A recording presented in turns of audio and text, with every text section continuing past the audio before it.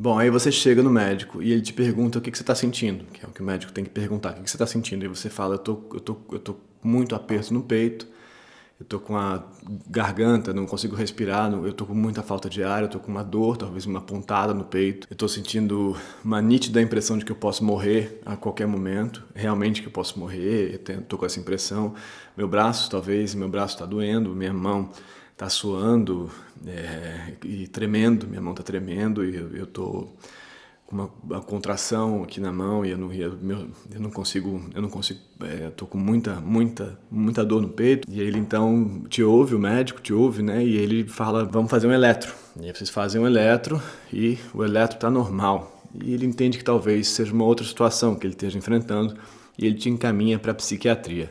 E aí na psiquiatria você relata os mesmos sintomas, dor no peito, a mão, suor, a mandíbula talvez contraindo, e ele pergunta, seus pensamentos estão como? E você fala, estou com os pensamentos muito acelerados, não consigo parar. E ele então entende que ele está lidando com um quadro de ansiedade. Talvez um quadro de ansiedade crônica, de transtorno de ansiedade generalizado, por exemplo, se você estiver sentindo isso nos últimos meses. Ou talvez uma situação de pânico, realmente, né? E aí ele te pergunta, tá bom, mas desde quando que você está sentindo isso? E você não sabe dizer exatamente. Você diz que isso tá acontecendo nos últimos dias, mas que agora está mais forte, agora você tem certeza que você vai morrer realmente. E aí ele te pergunta, tem alguma coisa na sua vida agora que poderia justificar isso? Alguma coisa que te causaria muito estresse agora?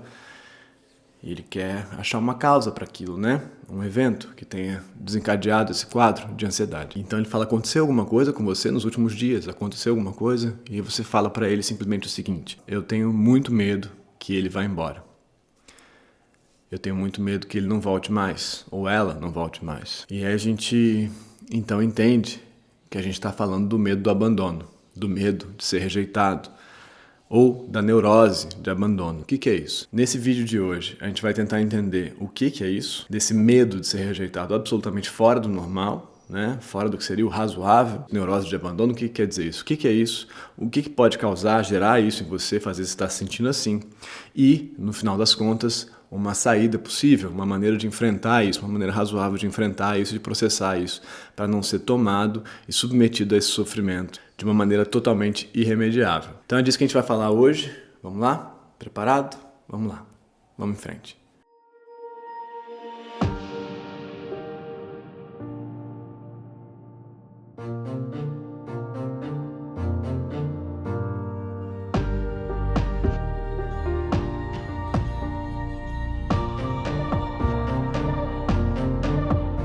Então, para a gente falar de neurose de abandono, a gente vai ter que desenvolver alguns conceitos aqui. Eu vou abrindo esses conceitos para que a gente possa entender e se entender e poder seguir, para a gente poder, então, chegar no final que vai fazer sentido. Se qualquer coisa dessa não ficar clara, você escreve aí embaixo e eu tento responder para a gente não se perder na nossa conversa. Vamos lá. Por que a gente está chamando de neurose de abandono? São coisas radicalmente diferentes. Você ser abandonado, você está passando por um luto, por exemplo, de uma separação, de uma perda, de alguma coisa desse tipo, e você está triste com algo que você perdeu, com uma relação que você perdeu. Isso é uma coisa, existe, é um fato que existe. Outra coisa é você passar a ocupar a sua vida com a possibilidade de ser abandonado. São coisas bastante diferentes, acho que dá para entender, né? Então você passa a ocupar a sua fantasia inteira com a ideia de que aquilo vai acontecer, com certeza aquilo vai acontecer. Estou só esperando aquilo acontecer, por exemplo, ou aquela pessoa vai me abandonar e assim isso segue. E aí isso passa a ser mais ou menos o motivo da sua existência, né? Essa possibilidade de ser abandonado. Bom, aí, então, para isso a gente tem que entender, por exemplo, a diferença entre medo e angústia, né? Para entender a ideia da neurose que a gente está falando. O que é medo a diferença entre medo e angústia? Quando a gente fala de medo, a gente tem um objeto concreto. Então, você vai atravessar a rua, vem um caminhão, você se assusta, você sentiu medo. Medo é uma resposta automática nesse sentido. Estou simplificando, mas dá para entender. A angústia é uma coisa que não tem um objeto localizado. Você fala, eu estou sentindo um troço aqui, você não sabe muito bem do que é, ou você até consegue construir ideias, imagens disso, fantasias disso, mas isso não está localizado em algo concreto, algo real, uma coisa da qual você pode se afastar. Então por isso que a gente está chamando de neurose, porque não é um sofrimento com um abandono, é uma produção de fantasia a respeito de um abandono. Bom, então a gente entendeu o que a gente está chamando de neurose de abandono, que é diferente de uma situação de abandono, um luto, um sofrimento com abandono concreto, tá? Separando. E aí que essa neurose de abandono pode gerar em você, na sua vida? Tem basicamente 3 grupos assim de atuação possível a partir dela. O primeiro deles é o mais simples, mais fácil de olhar, é assim você passa a fugir das relações, você passa a se defender das relações, não se relacionar, na verdade, porque você tem medo de ser abandonado. Então é melhor não se relacionar. Então é melhor não lidar com ninguém. Então você se afasta de todo mundo porque vai que aquela pessoa te abandona, ou vai que aquele outro sujeito te abandona de novo, mais uma vez. Então você tem certeza que isso vai acontecer, então é melhor você se afastar, entende? Essa é uma maneira simples de entender, simples de lidar, não é boa, é meio triste, você fica bastante sozinho por medo, você pode ficar sozinho por outras razões, mas nesse caso por medo, você fica sozinho, é uma experiência ruim, o medo te causa o isolamento, mas, na minha opinião, ela não é das mais complexas dessa história. Aí a gente vai para mais 2. A segunda que acontece é uma certa ideia de resignação, de aceitação, de entendimento de que isso vai ser assim mesmo. Essa é a segunda hipótese. Então, como você acha que você vai ser abandonado, você já passa a esperar que você vai ser abandonado. Então, você entra nas relações assim. Então, quando é que ele vai embora? Quando é que ela vai me deixar? Isso vai acontecer, com certeza. Eu já sei que isso vai acontecer. Eu tenho certeza que isso vai acontecer. Não tem jeito. Isso vai acontecer mesmo. Na próxima esquina, essa pessoa vai se apaixonar por uma outra pessoa muito melhor do que eu, muito mais legal do que eu, muito mais interessante, mais bonito, mais sei lá o que do que eu, e vai me deixar aqui. E aí, isso é muito ruim, pode ser muito ruim, porque isso pode fazer mais uma volta, que é pensar assim, eu vou ser deixado, eu vou ser deixada, porque eu sou muito ruim mesmo, tem alguém muito melhor do que eu sou muito ruim mesmo, então em alguma medida eu mereço ser deixado. Eu mereço ser deixado, eu sou muito cagado, eu sou muito ruim, muito torto, então ninguém vai querer ficar comigo, né? Normal, ninguém vai querer ficar comigo. E aí mais uma volta disso é você começar a pensar, eu sou mesmo muito ruim. Eu sou mesmo muito ruim, eu não mereço ser amado e eu mereço ser punido por ser tão ruim quanto eu sou, por não merecer ser amado. E aí você abre uma outra história nesse processo, que é passar a se punir por achar que você não merece ser amado e que você vai mesmo ser abandonado de novo. Essa é a segunda reação. Então, uma fuga, um afastamento, né, assim, nesse sentido, que pode se desdobrar de várias maneiras possíveis. Eu não estou dizendo que qualquer pessoa que não se relacione com as outras é isso, não estou dizendo, estou falando que é uma possibilidade disso. A segunda é essa repetição, assim, de que isso vai acontecer mesmo, não tem jeito, essa certeza de que isso vai acontecer, que acaba gerando uma profecia autorrealizadora nesse sentido, né? Então, porque já que você tem certeza que isso vai acontecer, em alguma medida você acaba convencendo a outra pessoa de que ela vai mesmo te deixar. Sua relação vira um inferno, você passa a estar o tempo todo falando, você vai me deixar, eu tenho certeza, eu não mereço você. E aí você acaba conseguindo isso que você investiu, assim, tanto para que acontecesse. Investiu no sentido inconsciente, mas segura a ideia do inconsciente, daqui a pouco a gente volta a isso. Mas então, isso se autorrealiza nesse sentido, né? Você conseguiu ser deixado, ser deixada. Foi lá, chegamos a isso então. Parabéns, vamos lá. Por que isso acontece? Por que isso acontece tantas vezes com você? Por que você é deixado exatamente da mesma maneira tantas vezes, por exemplo, né? Isso tem a ver com esse sistema que você mesmo está instaurando nessas suas relações, de buscar tantas vezes pessoas que têm o potencial de deixar você. Então você entra numa festa, assim, num lugar e tal, fala, quem é aqui que pode me abandonar? Ah, você, prazer, então é com você que eu vou seguir. Vamos lá, vamos em frente.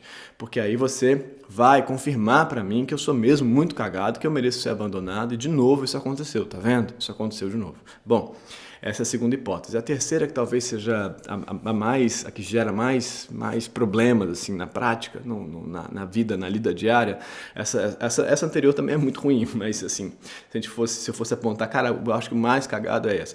É a seguinte, como você tem tanto medo de ser abandonado, você passa a criar estratagemas para não ser abandonado, né? Você fala, como é que eu faço para não ser abandonado? E aí tem 2 hipóteses. Uma é que você vira uma pessoa absolutamente possessiva, controladora, dominadora, você tenta ocupar, sufocar, pegar aquela outra pessoa, amarrar aquela outra pessoa, ligar mensagem, controlar mesmo, tudo que é possível. Você sabe do que eu estou falando, eu imagino, tudo que você tem a ilusão de que se você conseguir controlar, você vai impedir que aquela pessoa vá embora, né? Obviamente isso não é verdade, isso não faz sentido, mas a impressão que você tem é que se você agarrar aquela pessoa, meio feliz assim, aquela pessoa não vai sair dali, você vai conseguir impedir que ela saia. Isso vai se desdobrar em relacionamentos terríveis, abusivos, tóxicos e tal.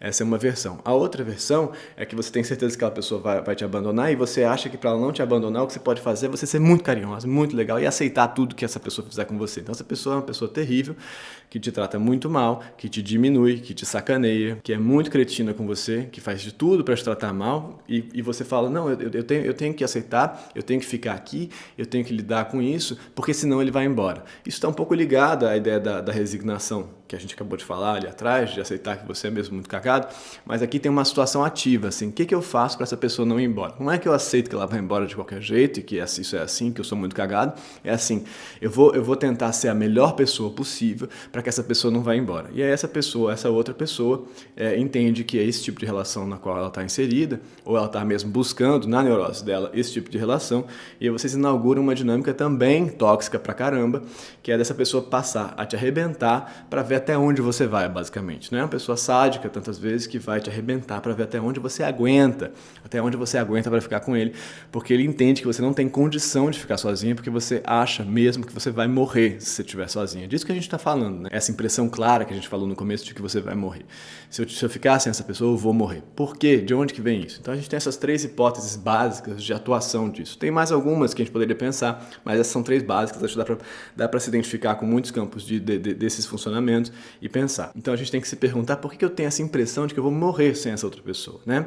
E de onde que vem esses padrões de que todas as minhas relações se instauram dessa maneira, mais ou menos da mesma maneira, né? Ou eu fujo morrendo de medo, ou eu tenho certeza que aquilo vai acontecer, aquilo mesmo acontece, realmente acontece mais uma vez, ou eu entro em relações que eu tento dominar aquela pessoa, eu tento amarrar aquela pessoa e essa pessoa acaba se desesperando comigo e vai embora, ou a gente entra em relações violentas, agressivas, violentas mesmo, ou eu aceito tudo que aquela outra pessoa faz, né, que é essa outra versão dessa última coisa. De onde que vem esses padrões? De onde que você aprendeu isso? E aí a gente vai ter que falar da ideia de inconsciente. Quando eu estou falando de inconsciente, sempre que eu falar de inconsciente aqui, nessa nossa sessão de trabalho, eu não estou falando exatamente de uma coisa assim, as águas escuras da sua psique e tal, uma coisa assim que poderia ser muito estranha, muito complexa. E o inconsciente é complexo pra caramba, assim. Acho que tem várias maneiras de ler o inconsciente, tem várias pessoas que falaram do inconsciente de maneiras diferentes.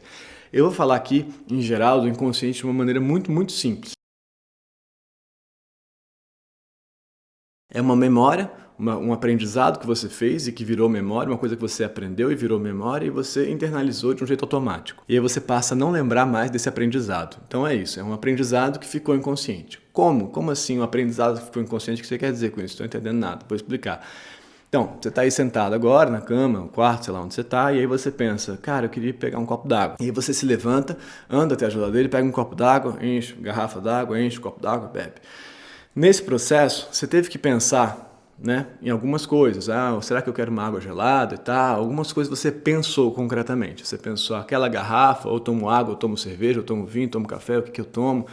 Tal, mas você decidiu tomar água, você lembrou daquela garrafa azul que está na geladeira, que você gosta e tal, que você comprou, ganhou. Algumas coisas você pensou, mas tem uma coisa que você não pensou. Realmente você não pensou. Como é que eu ando? Você não pensou. Como é que eu levanto e ando? Pensou? Não pensou. Por que você não pensou? Porque o andar, caminhar, é um aprendizado que já está automatizado em você. Nesse sentido, ele é inconsciente, você não se lembra dele. Esse é um exemplo muito bobo, muito simples, mas como este, a gente tem vários aprendizados inconscientes que a gente desenvolveu ao longo da vida. Vários. Na verdade, a grande maioria da nossa memória, grande parte da nossa memória é inconsciente. Você não está lembrando dela agora. Ela está guardada lá porque o cérebro quer mesmo que você não precise lembrar. Porque lembrar dá trabalho. Então, para otimizar o processo, ele coloca lá embaixo e fala, aqui está automatizado e tal. Então, alguns aprendizados são ótimos, te fazem seguir a vida com menos sofrimento, como esse saber andar, né? Imagina se cada vez você tivesse que pensar como que é o passo que vai um atrás do outro. Maravilha, não é esse o caso, você sabe. Só que tem alguns aprendizados que te fazem muito mal. São os aprendizados dos campos afetivos, que a gente aprendeu tantas vezes a se relacionar de uma determinada maneira. Então a gente fala, cara, então eu aprendi, o meu padrão de relação é esse, né? Eu aprendi e joguei para o inconsciente, automatizei esse padrão de relação. Mas onde foi que aconteceu isso? Puxa, por que aconteceu isso comigo? Por que aconteceu isso comigo? Onde foi? Onde é que eu aprendi esse negócio? E aí você vai fazer um percurso para tentar reencontrar a sua história e saber onde é que esse aprendizado aconteceu. Você vai tentar fazer um percurso para tentar entender por que a sua escrita afetiva, a sua narrativa afetiva se dá em termos de abandono. Entende? Por que a minha narrativa de afeto, de relação, se dá em termos de abandono? Onde foi que aconteceu isso? Tá? É esse processo que você vai começar a fazer agora. Onde foi que se deu isso? E a gente entra numa ideia de trauma. O trauma, um evento traumático. Um evento traumático que inaugurou esse aprendizado que está inconsciente. E aí você pode ter na sua cabeça algumas histórias, alguns eventos. Assim, você fala, então teve aquela vez que é a separação dos meus pais, aquele momento que o meu pai saiu de casa, ou teve aquele amigo, aquela amiga, aquela minha melhor amiga que brigou comigo, a gente parou de se falar, ela me trocou por aquela outra menina que era mais popular do que eu, ou teve aquele momento que a minha mãe esqueceu de me buscar na escola, ou teve aquele momento que o meu irmão me disse que não queria mais brincar comigo, e assim você vai voltar para eventos aí que podem estar no mundo dos 6 anos, 7 anos, 8 anos, 10 anos, 12 anos, aí já entrando na adolescência. E aí, esses eventos, ou a morte de alguém, por exemplo, a perda de alguém, de um avô, de uma avó, ou do pai, da mãe, de alguém muito próximo, que te deu a impressão de que você foi abandonado, né? Então, e de que isso vai acontecer de novo, essa pessoa vai embora de novo. E aí a gente estaria inaugurando o evento traumático, assim. Esse é o evento traumático. Só que tem uma ideia, e essa eu quero que vocês guardem ela na cabeça, assim, que é a ideia de que o trauma, ele funciona sempre para um tempo antes. Então, quando você encontra esse evento traumático que desencadeia o trauma, nesse sentido que desencadeia esse aprendizado que ficou inconsciente, esse trauma tem sempre um tempo antes. Por que eu estou dizendo isso? Porque você fala, então foi isso, foi essa briga com essa amiga, por exemplo, foi a separação dos meus pais que me causou isso, esse funcionamento. Só que aí você vai olhar uma pessoa do seu lado ali e tal, que tem a mesma narrativa que a sua, ou uma narrativa teoricamente pior do que a sua, e essa pessoa não desenvolveu esse sistema de narrativa de abandono. Por quê? Por que eu tive esse evento, desenvolvi isso, e essa outra pessoa que teve esse mesmo evento, talvez um evento mais radical, não desenvolveu isso? Então, essa é a pergunta que a gente tem que se fazer, é uma pergunta muito importante. Então, você parte daqui, do agora, né, do seu sistema, e aí você volta para trás, e você encontra lá um evento, que é nessa sua narrativa, andando para trás. A gente vai sempre andar para trás na narrativa para poder caminhar para frente. É uma ideia histórica nesse sentido. A gente tem que aprender a história para poder caminhar para frente sem repetir a história, né? É simples. Então, você acha esse evento, mas fala, mas esse evento não pode ser. Por que eu tenho e essa outra pessoa não tem? E aí você vai entender, então, que o trauma sempre vai para um tempo antes. O que é esse tempo antes? A gente vai ter que voltar para os primórdios, uma espécie de pré-história da sua história. Uma pré-história por quê? Ela é a sua história, ela está lá na sua história, só que você não consegue lembrar dela porque ela está inteira automatizada no seu inconsciente. Você não consegue lembrar dela porque ela está num campo pré-linguagem. Olha só, ela está num campo pré-linguagem. Nesse sentido, ela é uma pré-história, porque nossa história é feita em termos de linguagem, é construída em termos de linguagem. Mas essa história está lá, num campo que você conhece, mas que você não consegue pensar. Você não consegue elaborar porque está num campo pré-linguístico, entendeu? Então, eu já existia, eu já estava lá, eu existia do meu zero dia ao meu 2 anos de idade, por exemplo, mas eu não consigo pensar sobre isso. Não consigo pensar. Eu tenho essa experiência em mim, afetiva em mim, mas eu não consigo pensar sobre isso. Como pode? Pode porque você não tinha linguagem desenvolvida ainda, né? Então, você foi fazendo aprendizado, vários campos de aprendizado, sem a linguagem desenvolvida, entendeu? Então tá, essa parte é muito importante. Então a gente vai falar essencialmente desse pedaço agora, que está ligado à relação mãe-bebê. A relação da mãe com o bebê, ou da cuidadora com o bebê, ou do cuidador com o bebê, depende da estrutura, ou das mães e tal, enfim, não importa. Mas dessa primeira figura de apoio, de amparo, de cuidado. Nessa relação aí, não que essa relação vai determinar tudo, tá, gente? Não é assim. Mas essa relação aí tem muitas coisas que vão ficar marcadas profundamente na gente, no nosso campo afetivo, e que a gente vai replicar ao longo da vida. Às vezes a gente vai aprender outras coisas, a gente pode aprender outras coisas, mas que vão ficar marcadas e que a gente não sabe, que a gente não tem acesso a elas, elas estão automatizadas e que elas ficam determinando como é que a gente funciona. Então a gente tem que conseguir voltar a elas. É difícil, mas como é que eu vou voltar para um negócio que não tem linguagem? Vamos lá, vamos com calma que vai dar certo. E aí vamos entender aqui, fazer uma espécie de construção de uma imagem, de uma situação, de uma relação de uma mãe com o bebê.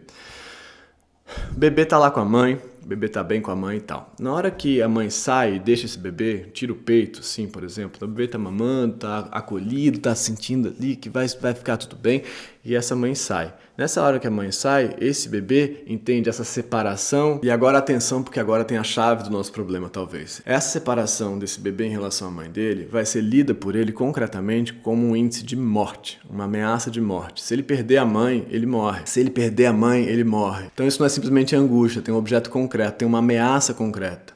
Nesse momento aí da nossa vida, a separação desse outro é uma ameaça concreta para a nossa vida, assim como o atropelamento por um caminhão é hoje em dia. Então, nesse momento, o desespero que esse neném sente, que esse bebê sente, faz todo sentido. E aí, a partir daí, ele vai começar a construir maneiras e linguagens e produções para lidar com essa separação. A maneira como ele vai construir essa separação e os reencontros que vêm dessa separação vão construir a linguagem afetiva que pode desencadear uma linguagem de abandono e de desespero, de ameaça de morte concreta com qualquer abandono, com qualquer separação. Entende? Não é só isso, obviamente não é só isso, tem muitas coisas, mas isso é uma situação fundamental. Então esse bebê, ele começa a construir ferramentas para lidar com essa separação, ele começa a fantasiar essa mãe, a construir imagens dessa mãe voltando, ele começa a construir uma série de estruturas que vão ajudar ele a lidar com essa falta, que vão ajudar ele a lidar com essa angústia dessa negatividade no sentido de que algo que não está, algo que falta, o negativo nesse sentido, entendeu?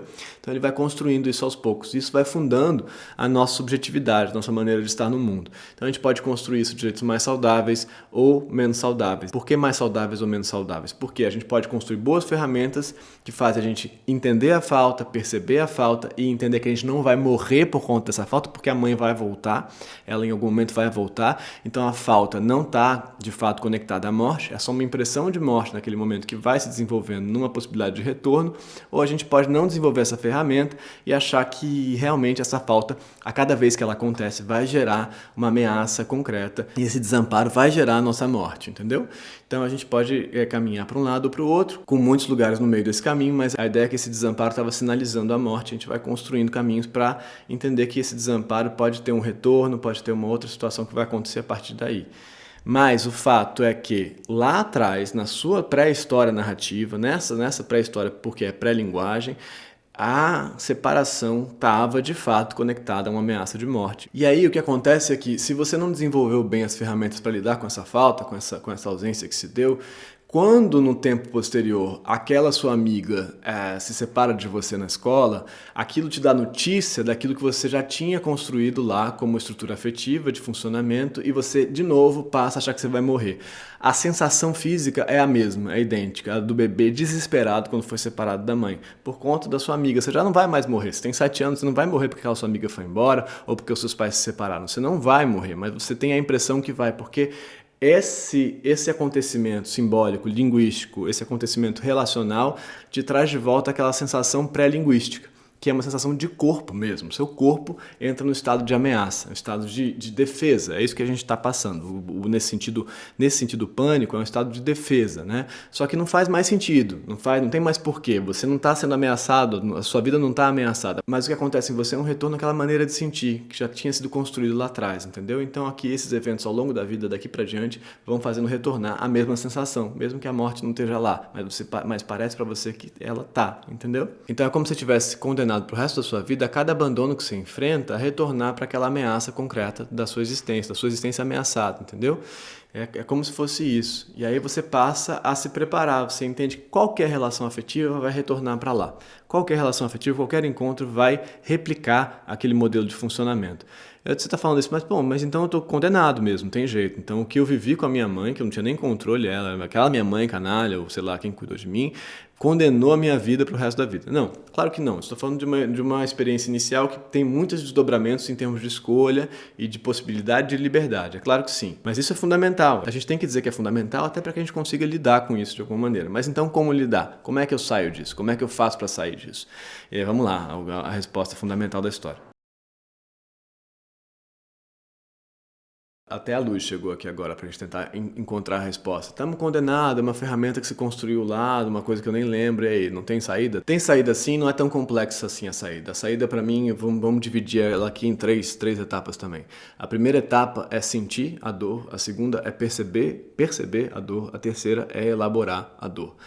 Sentir a dor do abandono, essa ameaça que parece ser de morte, perceber essa ameaça e elaborar essa ameaça. Primeiro sentir. Por que eu estou falando que você tem que sentir? Porque o que a gente faz por reação nesse momento é tentar não sentir isso. A gente acha que a gente vai morrer, a gente tenta fugir dessa experiência e a gente fala, não posso sentir isso, não posso sentir isso, não posso sentir isso, porque você realmente acha que você está lascado naquele momento, que não tem solução. Só que concretamente você não vai morrer. De fato você não vai morrer, mas a impressão que você tem é de que você vai sim. Então o que você tem que fazer como primeira etapa para isso é falar assim, peraí, então se eu sentir isso, se eu sentir essa dor, se eu experimentar essa dor e perceber que eu não morri, olha só, eu senti falta de ar e tal, eu achei que eu fosse desmaiar, cair e tal, mas eu continuo aqui. Eu não derreti, eu continuo aqui.